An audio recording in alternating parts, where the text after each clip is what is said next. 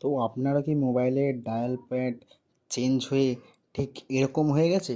তো আজকের ভিডিওতে আমরা জেনে নেব কীভাবে আগের ডায়াল প্যাড কীভাবে আনবো। তো তার জন্য আমরা প্লে স্টোরটা ওপেন করে নিয়েছি। প্লে স্টোরে ওপেন করে নেওয়ার পর এখানে আমরা সার্চ বাটনে ক্লিক করে আমরা সার্চ করে নেব কল ডায়ালার বাই গুগল। ঠিক আছে, এই কল ডায়ালার গুগল লিখে আমরা সার্চ করে দেবো। ঠিক আছে, এই যে গুগল দিতে গুগলটা চলে এসছে। তারপর এখানে যে ফোন বাই গুগল যেটা আছে ওইখানে ক্লিক করে নেব। ক্লিক করে দেওয়ার পর এখানে যে আনইনস্টল যে বাটনটা আছে দেখতে পাচ্ছ, এই আনইনস্টলে আমরা ক্লিক করে দেবো। আনইনস্টলে ক্লিক করে দেওয়ার পর কিছুক্ষণ লোডিং নেবে। এখানে ওপেন আর আপডেট দেখাচ্ছে, এখানে আমরা কিচ্ছু করব না। এবারে আমরা সোজা ব্যাক চলে আসবো। এবারে সোজা আমরা ব্যাক হোম করে দেওয়ার পর এবারে আমরা কলে ডায়ালারে ক্লিক করে দেবো। এখানে কল ডায়ালের পর ক্লিক করার পর কিছুক্ষণ লোডিং নেবে।